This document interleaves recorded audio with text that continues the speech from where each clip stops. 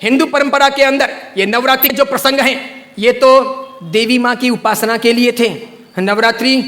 पवित्रतम रात्रियां कही जाती है, पवित्रतम दिन कहे जाते हैं। ये आसो जो चैत्र महीने में आती है, ये साधना के लिए, मंत्र साधनाओं के लिए, ब्रह्मचर्य के लिए, सत्व को प्राप्त करने के लिए, इष्ट की सिद्धि के लिए, अंतरतम की शक्तियों को जगाने के लिए, कुछ अच्छा हासिल करने के लिए होती हैं। समझदार हिंदू और समझदार जैन श्रावक श्राविका और समझदार हिंदू और समझदार जैन साधु संत इन दिनों में साधना में बैठते हैं,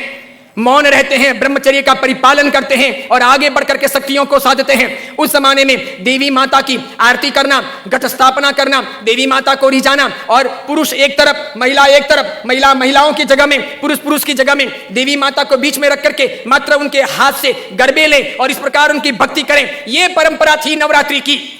उसके बाद में मात्र गुजराती स्टाइल में डांडिया आए थे, तो बहनें बहनों में खेलती, बीच में देवी माँ की स्थापना की जाती, पुरुष में खेलते और इस प्रकार नौरते रखते, नवरात्रि पालते, खान पान का ध्यान रखते। उन दिनों में कोई शराब नहीं पीता, गुटखे नहीं खाता, चाय तक नहीं पीता, व्यसन नहीं करता, अलग अलग शयन करते, पति पत्नी अलग अलग रहते, ब्रह्मचर्य की साधना करते, संपर्क नहीं करते, शुद्धता प्राप्त करते और इतने सारे भोग विलास की जिंदगी के बीच में, इतने सारे विषय वासनाओं के बीच में कोशिश करते कि कुछ दिन पवित्रता के साथ बिताएं ताकि देवी माताओं के सानिध्य प्राप्त करके हम शक्ति संपन्न बन सके, उनके आशीर्वाद अपनी जिंदगी में फल सकें।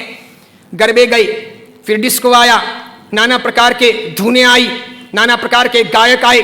कई कंपनियां, कई संस्थाएं इसमें कूदी, कई सारे लोगों ने धन कमाना शुरू किया, छोटे बड़े ये डांडियों के अलग अलग कार्यक्रम होने लगे, सब लोग ललचाने लगे। देवी माँ एक तरफ रह गई, देवी की साधना एक तरफ रह गई, नवरात्रि की पवित्रता एक तरफ रह गई, घट स्थापना एक तरफ रह गई, गरबे लेने का भाव एक तरफ रह गया, आरती और देवी माँ को रिझाना, मातृ शक्तियों को प्रेरित करना, ये सब एक तरफ रह गया। आज डांडिये खेलने वालों में से किसको पता है कि साधना क्या है,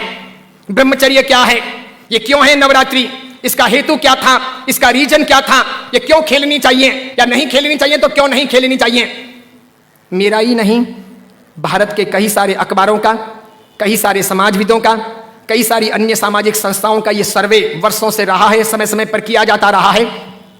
कि नवरात्रि के महीने 2 महीने के बाद में जितने गर्भपात होते हैं उतने गर्भपात बाकी के 11 महीने में नहीं होते। तो ये व्यभिचार नहीं है तो क्या है, ये दुराचार नहीं है तो क्या है, ये जीवन की भ्रष्टता नहीं है तो क्या है। इस बात पर मैं कुछ वर्षों पहले बोला था, अभी किसी ने वो वीडियो वायरल कर दिया और उस वीडियो को लेकर के अखबार ने लिखा। मैंने कहा जो सच है वो सच है कि हम अपनी साधनाओं को बचाएं, बेच ना दें। हिंदू धर्म की परंपरा हो कि जैन धर्म की परंपरा हो, कोई भी उत्सव महोत्सव हो, मैंने समय समय पर यह भी कहा था गणपति अगर हिंदू धर्म के देवता हैं और गणपति के महोत्सव अगर मनाए जाते हैं या उनका आराधन अगर किया जाता है तो उसमें कहीं जुआ नहीं खेलना चाहिए, शराब नहीं पीनी चाहिए, गणपति के नाम पर तमाशे नहीं करने चाहिए, लड़कियों के साथ में नाच गान नहीं होने चाहिए, गणपति लड़कियों को छेड़ने के लिए महोत्सव के तौर पर नहीं आ रहे, लड़कियां अपनी जगह पर हों, पुरुष अपनी जगह पर हों, वहां शराब नहीं पी जानी चाहिए, उनके पैसों का प्रपंच नहीं होना चाहिए, गणपति को सेलेबल नहीं बनाया जाना चाहिए। हिंदू धर्म अगर इन चीजों को नहीं संभालता है तो धीरे धीरे भारतीय संस्कृति का विनाश होगा।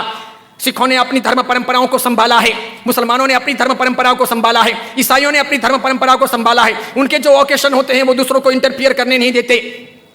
वो उसमें घालमेल नहीं करते। हिंदू और जैनों को इस बारे में सावधानी रखनी आवश्यक है। कल ऐसा ना हो जाए कि पर्युषण महापर्व के दिन आए या आखा तीज का दिन आए या कार्तिक पूर्णिमा का दिन आए और कोई उसे किसी प्रतिष्ठान के नाम पर प्रोजेक्ट कर लें कि चलो अब महोत्सव को इस प्रकार मनाएंगे, उस प्रकार मनाएंगे, तो 25 साल 50 साल के बाद में ऐसा हो सकता है कि हमारी होली की आराधना या हमारे पर्युषण महापर्व की आराधना का रूप रंग बदल जाए।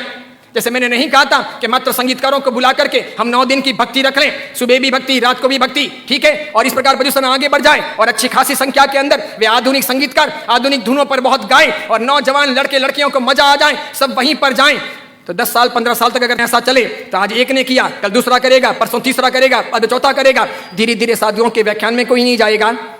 पर्युषण महापर्व के प्रवचन एक तरफ रह जाएंगे, कल्पसूत्र जी हवा खाते रह जाएंगे और पर्युषण का रूप बदल जाएगा। ये नहीं हो सकता, ये नहीं किया जाना चाहिए। मैं इसलिए कह रहा हूं कि मेरी जिंदगी तो बहुत छोटी है, मैं तो कल दुनिया से चला जाऊंगा, लेकिन भगवान के शासन की परंपराएं नहीं मरनी चाहिए, हमें उन्हें जिलानी होगी। हमारे बच्चों को ये पता नहीं, उनको तो क्या है, नाचना गाना कूदना घूमना फिरना अच्छा लगता है, उन्हें सामाजिक प्रतिक्रमण ना अच्छे लगे, बिना पंखों के रहना उन्हें ना अच्छा लगे, लेकिन जरूरी यह है पर्युषण महापर्व की पूरी प्रक्रिया, उसकी साधना की सारी व्यवस्था समझी जानी चाहिए और इसीलिए हर बाबत के अंदर सावधानी आवश्यक है।